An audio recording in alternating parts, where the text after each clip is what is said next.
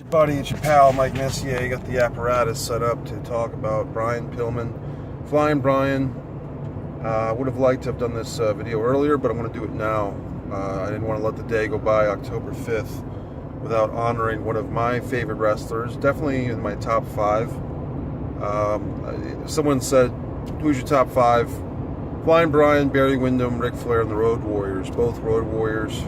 It would be a shame to split them up. So that's very NWA/WCW heavy, turn of the decade, 80s into 90s heavy. That's fine. That's the way I want it. So, and yeah, you can say that a lot of fans would remember Flyin Brian for his WF last stand, really, just the last year and a half of his life. He was in WWF, but a lot of people, and rightfully so, remember the Flyin Brian, or the Pillman 9mm, the loose cannon Brian Pillman. Of course, the Stomp action figure, the legendary classic Stomp action figure that came out in '97. Flyin Brian, the Pillman 9mm, the all these great memories. But I'm going to try and dig a little deeper. I first started hearing about Brian Pillman in the Apter magazines, and probably was an Inside Wrestling that had a tag team called Bad Company, which was Flyin Brian, and I want to say it was Bruce Hart. One of the Hart brothers, one of the kind of the second tier Hart brothers, not Brett and Owen, but kind of that next level. And I think I was pretty sure it's Bruce. And Brian had a tag team called Bad Company. And at the time, a lot of folks would remember there was an AWA tag team called Bad Company of Pat Tanaka and Paul Diamond, who would later go on to the WWF. Under Paul Diamond would wear a mask, and I think they were called the Orient Express. Of course, now we know, politically correct, that Orient or Oriental usually refers to an inanimate object such as furniture or rugs, or you'd say Oriental jewelry or Oriental artwork. Asian is what refers to the people. So in theory, they could have been more politically correctly called the Asian Express, but they were in fact called the Oriental Express. That's that Bad Company. But the Bad Company in this magazine, that I never got a chance to really see their work as a tag team, was, I believe, Bruce Hart and Brian Pillman. So my apologies if I got the wrong Hart brother in the mix. I'm pretty sure it's Bruce. Moving on, then summer of '89, I was very young. Brian Pillman comes in as Flyin Brian without any tag team partner, comes into WCW, and he's basically kind of promoted as a high-flying youngster, 226 pounds right off the bat. They were always kind of mentioning of Jim Ross, especially his football background. I don't think they really got into the thing with his throat and the grizzly voice that was very distinctive. But he pretty much was put in the ring with Wild Bill Irwin at the Great American Bash '89. Flyin Brian defeats Bill Irwin, which I think that match is still on the chronicles of the Great American Bash '89, an outstanding card. And it was good to see that Flyin Brian, because back in those days they actually did squash matches, or warm-up matches, whatever you want to call it, preliminaries or build-up, undercard matches, putting new guys over. They did that nicely with Brian Pillman. They also had the Skyscrapers, Danny Spivey and Sid Vicious, defeat the Dynamic Dudes. It's kind of a build-up match. So if you look at that, and I think Brian, they also brought him back in for he was already in the 2-ring battle royal. I'm pretty sure he was in that. I can't quite remember, but I would say that most likely Brian didn't win a qualifying battle royal. That King of the Hill 2-ring battle royal at the Great American Bash '89 was supposed to be for guys who had won qualifying ones, but of course that was a joke. But Brian Pillman had a great '89 Bash. Moving forward in the year, when Ricky Steamboat kind of ducked out of WCW/NWA at that time in '89, they put Tommy Rich in his spot for a couple of matches with U.S. champion Lex Luger. But at Halloween Havoc 1989, if my memory serves me correct, and this is all by memory, Brian Pillman got a title match for the U.S. title against Lex Luger, and it's a really good match. And a lot of people, wrestlers or whatever, they put down Lex Luger. They say he couldn't work, and Flair had to carry him and all that stuff. But Pillman, I guess, carried Luger, or Luger did his part too, because that U.S. title match, Halloween Havoc 89, was a great match. I think Pillman might have gotten a rematch on a Clash of Champions and didn't win it there either. The point is, they had Pillman already in the hunt. Then they forward, just some nice memories, without every single detail. Tom Zank and Pillman as a U.S. Tag Team Championship team was pretty damn good. If you find the Jim Cornette videos where he talks about the lost angle, where he wanted the Midnight Express to really build up Brian Pillman with a really interesting angle that I guess they even filmed promos for it, but they never aired the actual angle, which is a shame because that probably would have been a really great thing for Pillman and for everybody as fans. Moving forward, they had this whole thing in the summer of 91. Barry Windham and fucking Arn Anderson, even though the Four Horsemen had officially split up, Barry and Arn teamed up on a Clash to beat Elegante and Pillman, and the loser of the fall had to leave the NWA. Pillman lost the fall, I believe, to Windham. He came back under the Dirty Yellow Dog gimmick, and we were kind of off and running in a storyline that probably didn't work out very well. I don't think the fans really at that time understood or got the Yellow Dog or the reference to Florida from 6 or 7 years earlier or 8 years earlier, because Barry Windham was the Dirty Yellow Dog in his feud with Ron Bass. So I think it was one of those angles where sometimes wrestling promoters or wrestlers, whoever put these angles together, they're kind of counting on fans having this great lineage of wrestling knowledge, and sometimes they do and sometimes they don't, and sometimes even if they do, they don't care. And I think that's what happened with that. The Yellow Dog thing, if you look at the Bash 91, Pillman as the Yellow Dog also making a homosexual derogatory statement direct to camera about his opponent Johnny B. Bad. He called him Johnny B.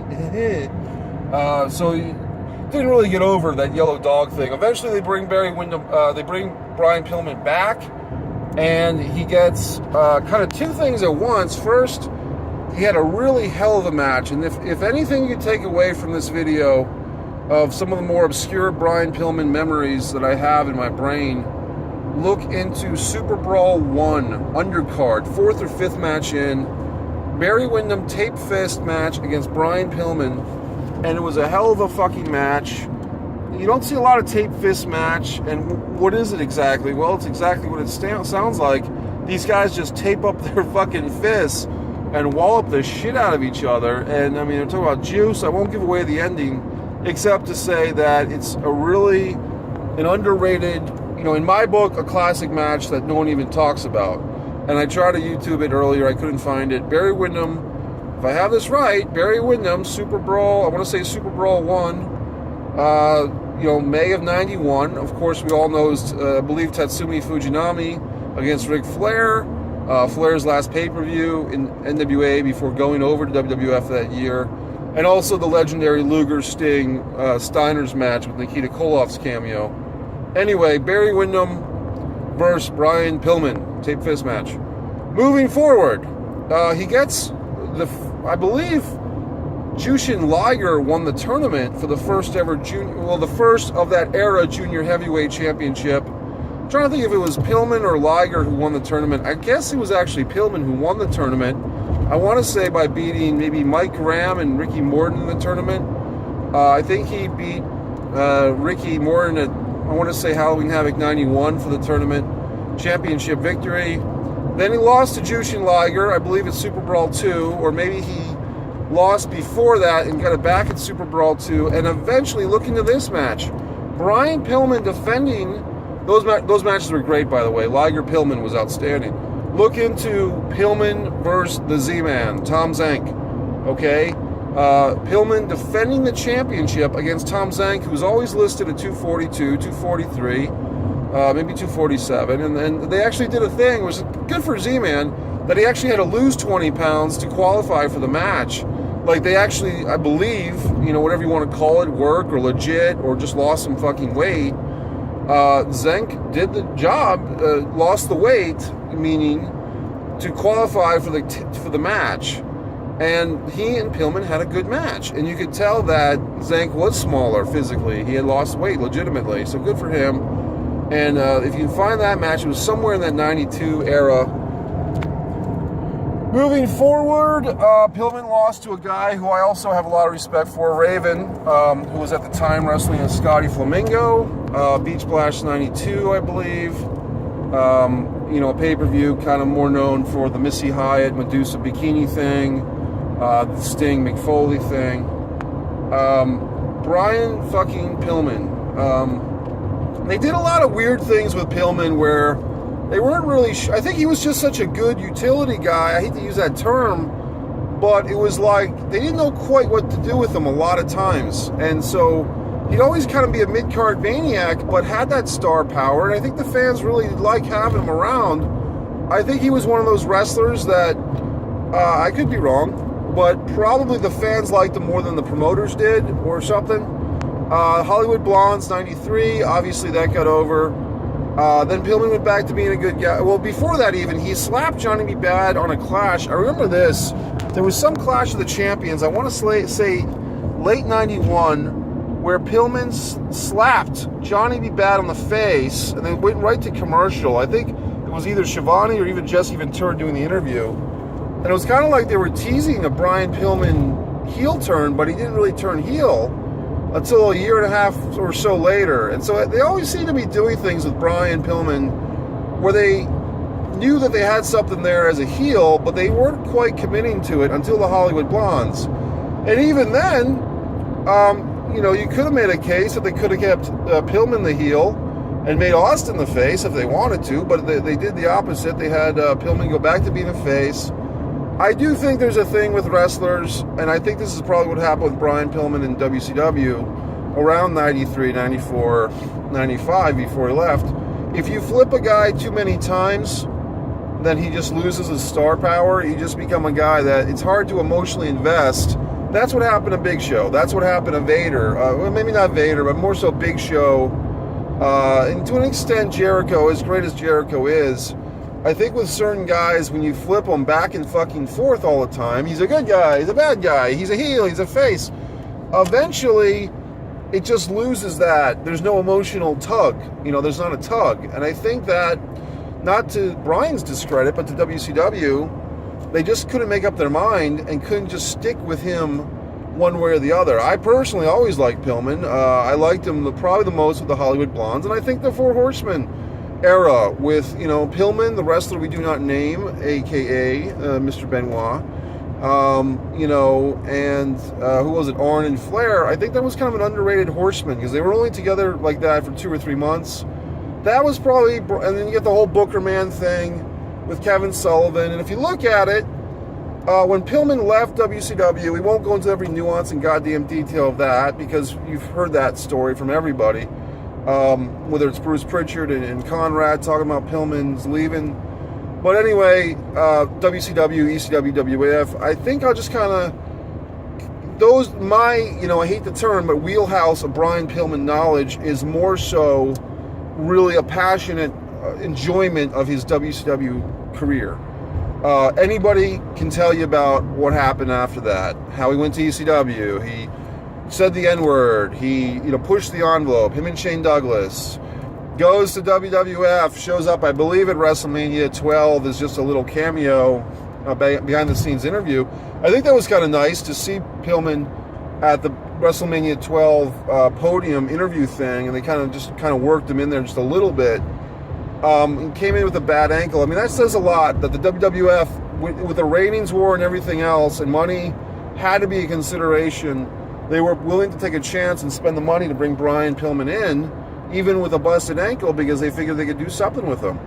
Had Brian lived, a lot of people, and this is not me, but a lot of people say that he might have been the Roddy Piper to Steve Austin's Hulk Hogan. You might have had those kind of hot again, cold again, off again, on again feuds between Austin and Pillman. That would have been nice. I think if you really want to enjoy a really sentimental match, most of you probably watch this match inside and out. The Calgary Stampede pay-per-view, 97. That's the last time we saw, in my memory, all 5 of them, meaning the Hart Foundation, the extended series, Brett, Owen, Jim the Anvil Neidhart, Brian Pillman, and Davey Boy Smith. That was really nice, and especially to see them get the victory. Not that, they had to give them the victory, and it was actually Owen who got the victory, There's also a nice Monday Night Raw of, you've probably seen this somewhere in the archives. Brian Pillman and Owen Hart had a match on Raw. They were forced to wrestle each other, and they did. And they had a good, 6 or 7 minute match where, it was a good way of psychology. They didn't really want to tangle it up because they were both members of the Hart Foundation, an extended series, but they had to. I'd be remiss to not mention Brian Pillman's thing with Marlena and Goldust. That was kind of his last angle. I think he did some stuff with Cactus Jack towards the end. He might have done some stuff with Shamrock, or I'm just thinking of that 10-man tag. The stuff where Brian had to wear a dress on Raw, I remember that. That was just funny. I would say this, there's a guy out there, I guess Brian Pillman Jr. Is out there training to be a pro wrestler. I think he's been doing some work with Rip Rogers. Just give him, my best, because it's got to be tough as a young guy to step into that shadow, or not that shadow, but that history, that legacy, those footsteps.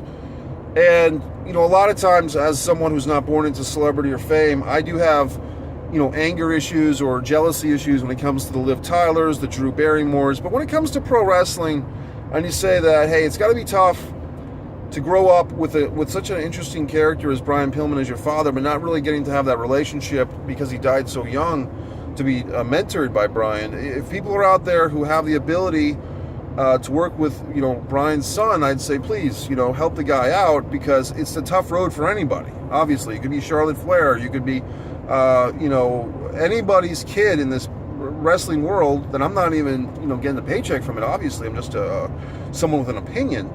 But I'd say that if they could help this Brian Pillman Jr. out, wouldn't it be great if there's another, second Brian Pillman who really does some good things in the pro wrestling business? And so give a shout out to that young guy, wherever he is, and he's training with Rip Rogers or whoever. It would be cool if he sticks with it and is good. And we've seen other wrestlers, obviously Flair, Ric Flair had a son, David, who didn't really, stick around too much, but Steamboat had a son, Ricky Steamboat, but Brian Pillman's son seems, he's cut from a different cloth. He's kind of making his own road in this business. And just as a fan's perspective, someone who really appreciated his father, I say go for it. I hope he does well. And I'm sure that having that name marquee, if you can take advantage of it, do it.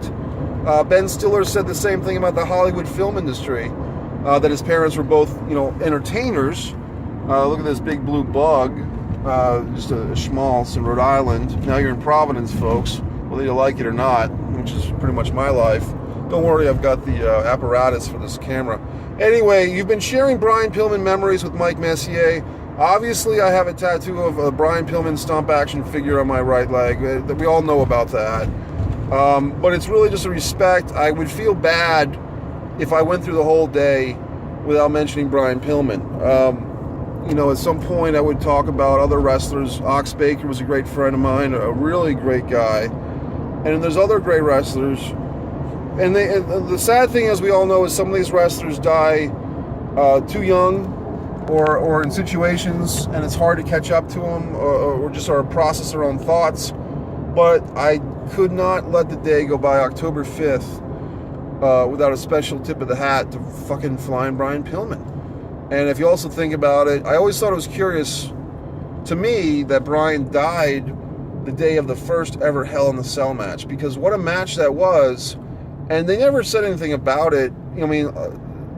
But you kind of think that Brian Pillman would have really liked that match. He would have appreciated what they did, Shawn Michaels and The Undertaker. And not that those guys said anything about it one way or the other, but I always kind of felt like that kind of, to me at least, was a kind of a fitting tribute that they had that awesome match. If you watch that whole show, at least at the time, you could hear Stone Cold had to come out and do some run-ins and stuff between the Owen Hart, Ron Simmons Intercontinental title tournament match. Fucking Stone Cold was really upset because his friend passed away. He even said it was like the worst day of his life during the actual show. So anyway, that's it. Blah, blah, blah. Here's to Brian Pillman. By the time you see this, it'll probably be, the following day, the Friday. But just so many tapes of Brian Pillman, so many YouTube videos, the network, whatever you can get your hands on. Once again, look into that Barry Windham tape fist match, Brian Pillman Superbrawl 1, Hollywood Blonde stuff. And I guess that's it. I hope you've enjoyed this Mike Messier Pillman tribute. It's been long and lengthy, but I could really talk about some great Brian Pillman memories all day. And I just, that's it. So just thanks to Brian Pillman, most importantly, for providing those memories, because a lot of these wrestlers, in the upper mid card or whatever, they don't often get thanked, but they are remembered. And if you think about it, Brian Pillman has a 2 DVD series that was pretty damn excellent. I'll give him credit, by WWE Home Video, about 2006, 2005, 2006. A lot of guys in the Hall of Fame, Big Boss Man, Rick Rude, they don't have videos. So here's to you, Flyin Brian, and long may you roam.